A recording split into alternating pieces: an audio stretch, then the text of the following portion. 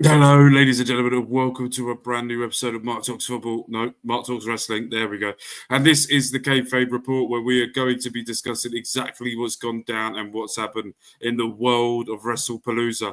This is a little bit of a different video. This is not a live show that I was planning on doing due to tiredness. But what this is I am going to be giving you instant live reaction to instantly after the match of my first thoughts and first feelings after every match, and it will be in order of the way that the matches happen on Wrestlepalooza, and it will be done straight away. If you haven't already, make sure to hit the like, hit the subscribe. This is something different that I haven't done before, but due to tiredness, sleepness, and lack of anything, I thought it'd be a good idea to try something a little bit different so we can still do Wrestlepalooza together and I don't cancel everything. So without further ado, ladies and gentlemen, let's get into Mark Talks Wrestling and let's get into the Kayfabe Report.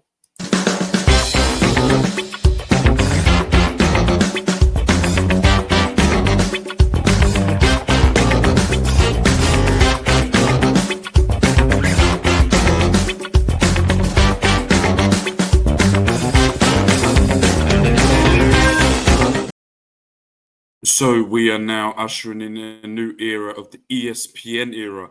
And I just watched the intro and the first match of the night. We had the nice little video package beginning with talking about how it's all been aligned with ESPN and WWE, but now the sports and the sports entertainment have finally joined together as like the ultimate superpowers have come finally together. Good opening promo. Nice to see it. Good little shots between in the ring and with the video package as well. But we have also just seen the first match of the night. And it was this. John Cena versus Brock Lesnar. This was an absolutely fundamental beating by the absolute carnage that was Brock Lesnar. We did see that Alicia Taylor doing an absolutely incredible intro for John Cena. And we saw Paul Heyman doing the intro for Brock Lesnar. Now, I don't know whether that's going to be a thing that we're going to be seeing moving forward, or if that's going to be the new norm, where Lesnar turns up, Heyman will be there with the Vision, or with the Vision's blessing, where he can help Brock, but just can't come up to the World Heavyweight Championship. I don't know what's going to happen next. This sort of... I don't even know the dates that Cena has left. Because I don't know where this is going to go. I think there may be another match between them. And it will be very much of Cena maybe coming out on top to sort of go, look, I can fight back. A lot of the kids were used during the intros for Cena, showcasing those children and being the superhero that the kids look up to and see these days. But I have no clue. You could easily put Lesnar in the title scene. Cena then now coming, I think he's got 3 dates left. But then with youngsters or people who need it, who knows? I don't even know what the next match is. But Lesnar versus Cena was incredible. And I don't know anything else to add to that, apart from that the 3 AAs didn't do enough and the 6 F5s did. He attacked the referee at the end and gave another F5, walked out the arena, left Cena to walk out on his own. What is next for Cena? What is next for Brock? We're probably going to find out soon. Right. It's coming back on now. We're getting an advert for Riyadh season. And let's find out what the next match is. Oh, right. So I have just got back and we just finished watching this. And it was very much, I didn't realize LA Knight was going to be the special guest referee, but it happened. He was the special guest referee, very much back and forth. The Usos tearing the house down for the in Indianapolis, really getting the crowd going. It got everyone on their feet doing the yeet, getting the crowd absolutely pumped up for this match, and that's exactly what they was. Absolutely pumped up. The vision growing strength to strength as a team. You've got Bronson Reed now doing the Death Valley Driver as his new finisher. He's won with a couple of weeks in a row instead of doing the tsunami, and the tsunami seems to be just when you want to add that extra little statement to it. It's going to be interesting to see exactly what happens moving forward, because it looked like Jey Uso, when I was watching, I went, when did he busted himself open? Because there was a point where he just sort of bleeding, and it sort of took everything out of whack for everyone else. But when I was watching, what happened is when he went to hit the back of Bron Breakker with the steel, either hit his head as he was swinging it down or it bounced up, but it sliced him open. And then it sort of just discombobulated the ending of the match. Both of them got put through the table. I don't know whether that was meant to happen because LA Knight was talking. And then went out for the tsunami, which I found quite interesting when they did the pinfall. I don't know whether you guys saw it, but if you go back and watch it, when Jey Uso gets tsunamied and is down on the ground, Jimmy Uso is stuck on the table, and as it's counting to 3, the table just sort of flops over it. So he couldn't come out of that and do it. So I can see where this is going. This is going to War Games. We're probably going to get a 4v4. I think somehow Seth Rollins is going to get involved. And I think CM Punk and LA Knight will be involved on that team as well. And I think at War Games, we're going to have Seth Rollins, Bronson Reed, Bron Breakker, maybe Brock Lesnar versus CM Punk. Would it though? It makes sense because Heyman. Yeah, you would. You got LA Knight, the Usos, and CM Punk versus Seth Rollins, Bronze, and Brock Lesnar, setting up for War Games. It makes more sense now. It's understandable a bit more. Who knows? We know coming up for us next is going to be this match here, and it is for the new to be crowned the new WWE World Heavyweight Women's Champion, and that's coming up for me right now. So I will see you guys in a sec. And here we are, ladies and gentlemen, with this Women's Championship match, where we will be decrowning the new WWE Women's World Heavyweight Champion, 2 of the greatest in the world at the moment in what they do. Iyo Sky, probably number 1 in the world of the women's wrestlers. Currently, I think she's one of the best in the world at what she does. I think she's absolutely phenomenal. Vaquer, who's only been here just over a year inside of WWE, a Chilean absolute legend. Coming in, Booker T's finest of what she did at Homecoming. And I'm just typing something now.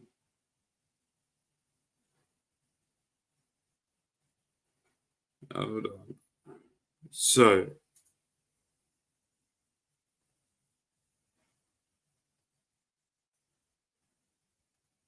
Stephanie Vaquer is the first ever woman or first ever superstar coming out of Chile that have won a title inside of WWE. And she won the Women's North American Championship and the NXT Championship as well. And now she is your new WWE Women's World Heavyweight Champion. What an absolutely incredible match. Stephanie put everything on that line, the targeting those legs, that leg, that knee really of Iyo Sky, the ACL, MCL, PCL, Joe Pasquale, all of those sort of areas to really try and take our opponent down. And you have to admit, it was an absolutely incredible match. It was one of the best matches, women's singles matches this year. No interference, no shenanigans, nothing. What an absolutely incredible match. And now we know that the new WWE Women's World Heavyweight Champion is going to be La Primera herself, Stephanie Vaquer, who is walking away from Wrestlepalooza in Indianapolis as the champion of all champions. What a performance that was, and what a way to end that. It was just absolutely superb.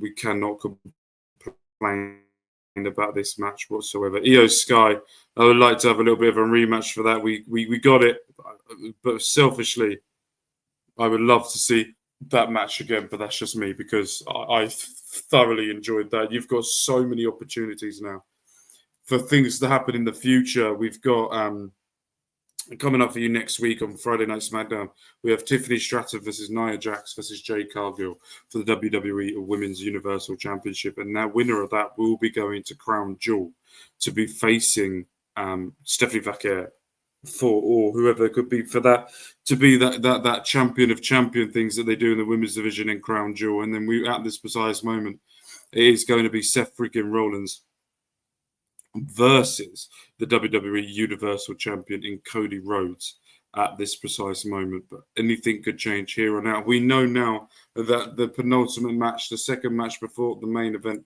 is going to be this. And we are now going to be leading into the mixed tag team match between Becky Lynch and Seth freaking husband.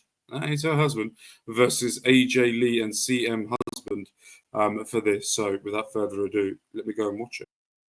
Okay, so we just had AJ Lee's longest match in her history, over 30-minute match there. Very slow start to a match. Very intentional, slow pace, slow build into this. It was getting there, it was getting going, and then AJ Lee comes back in and they were able to pick up the victory. I will say this I am very tired. I'm not. I got very checked out of this match. Very early on. And I think that I have to go back and watch this match again. Because I think the problem is I didn't give this match enough love when I was watching it live, because there were points of this where I was really looking forward to it and things were happening, and then I actually went and made myself a cup of tea, and I started then doing stuff, and you know, once the match finishes and you go, what happened? Isn't probably the best thing that you should think about. I will go back and watch this match again once I've slept, and I will give this match a lot more time for me, because I do feel like, because of the slow start, really checked me out, and it doesn't help with how tired I am. We're coming into now to the main event, where we have got this. It is Drew McIntyre versus Cody Rhodes for the WWE Undisputed Universal Championship. Now, if I could survive this long, I'm about to go and watch it. So let's get into it. I am currently still watching the main event, but I wanted to come on here and just say, because I know I'll forget to say it once I've finished, is I wanted to congratulate Stephanie McMahon for being inducted into the 2026 Hall of Fame, where she will be the star woman going into that. After she announced earlier on this week that she is fully retiring for any in-ring competition or in-ring doing anything. And it looks like Triple H has got himself, he's in the Hall of Fame, and now and thoroughly deserved that Stephanie McMahon will now be entering the 2026 WWE Hall of Fame. And Cody Rhodes versus Drew McIntyre is currently still on. And Cody Rhodes is not himself in this match. Very slow, weird start for Cody Rhodes. And again, I want to apologise for not. Thank you. I want to apologise for the people about the AJ Lee CM Punk. I will rewatch that again. My God, what is Drew McIntyre trying to do to Cody? Oh, dear genius. We're to the steel steps. Okay. Again, I will check that out again. You don't know how disappointed I am with my brain in that match. So, yeah, I can only apologise. Also, when this video comes out, I have no clue what's going to happen. My brain is going all over the shop with things to say, and it's not making any sense. Right, I'm going back to what. I don't know whether it was just me or if other people are going to feel the same, but something just felt a little bit off in that main event. Cody Rhodes wasn't really hitting the steps that he needed to. Drew McIntyre cost himself again with a couple of shots going for it. Cody not feeling like he was the indestructible champion he was, because if the referee didn't get involved in the few times where he ripped the turnbuckle, threw away, the referee ran out, and that would have been a 3 count there. If the referee didn't stop Drew McIntyre from going for that Claymore through the announce table, he would be world champion. It just felt like something was meant to happen at the end, but nothing happened. No interferences. Just clean wrestling. Yeah, I don't know. It just, something just didn't feel right and felt a bit off. But that's just me.